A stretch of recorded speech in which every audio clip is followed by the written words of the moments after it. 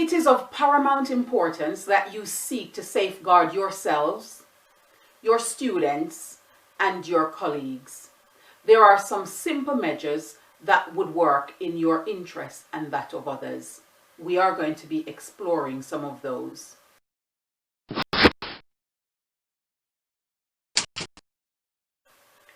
Firstly, privatize your social platforms.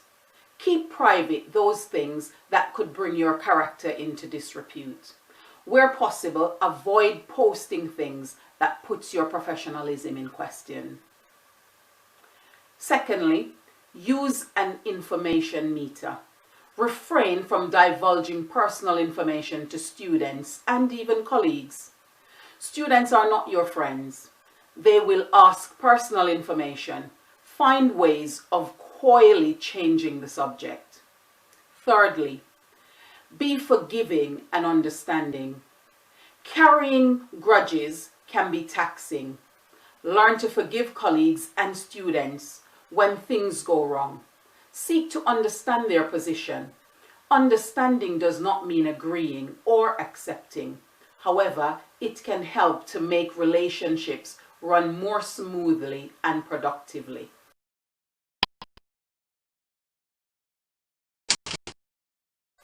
There are three things to consider in this section.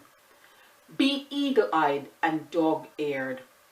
Listen to conversation in your classroom and take cues to step in and address issues that are inappropriate.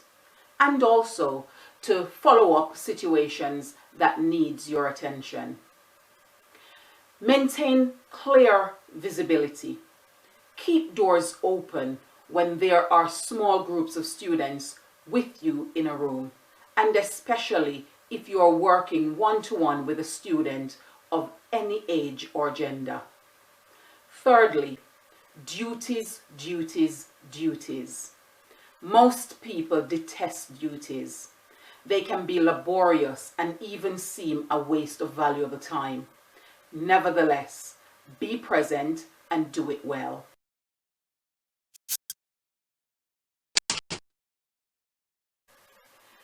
There are three things to consider in this section. Take care what you ask. When asking questions of students, ensure the questions asked about an incident or event are open-ended, not invasive or misleading. I would also suggest to avoid asking rhetorical questions or questions that you really do not want an answer for. Second thing to consider is be mindful of commitments and comments made. Be mindful of what you commit to with parents or how you comment on issues they raise.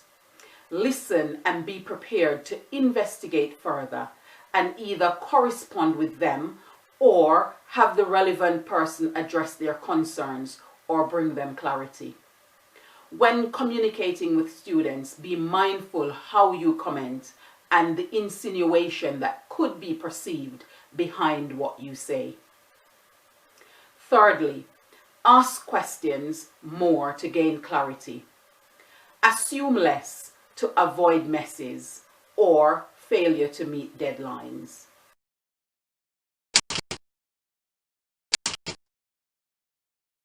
In this section, consider these three things.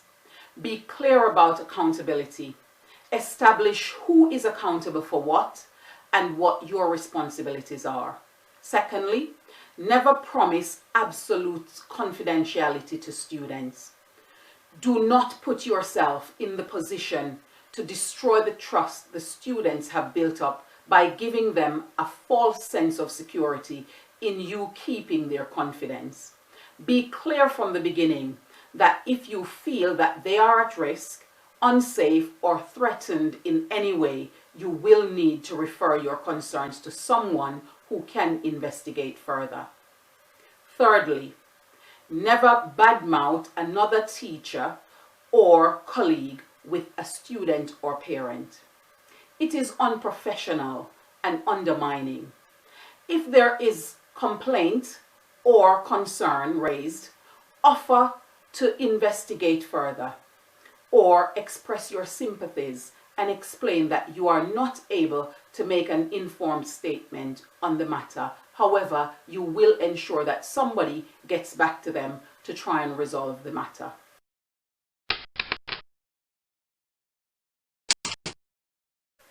There are 3 things to remember in this section. Firstly, be your colleague's keeper. When colleagues have missed a deadline or not complied with a policy, choose to speak to them directly on the matter rather than complaining behind their backs. Then follow the chain of command. Of course, there are those cases that needs to be reported immediately for actions to be taken or support given. Secondly, maintain clear, open dialogue. Discuss with colleagues to double check you understand clearly what they have communicated. Given the busy nature of working in schools, discussions without notes or minutes can be forgotten. Use emails as a means of summarizing communication where necessary.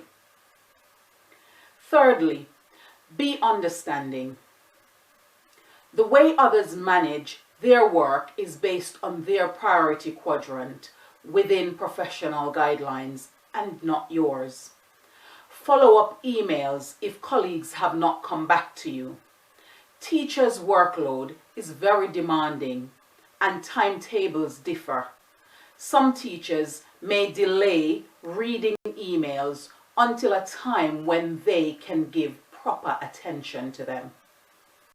Safety is everyone's responsibility. Ensure that you are playing your part and alerting others when it appears they are not fulfilling their duty of care and safeguarding. Together, we all will definitely achieve more.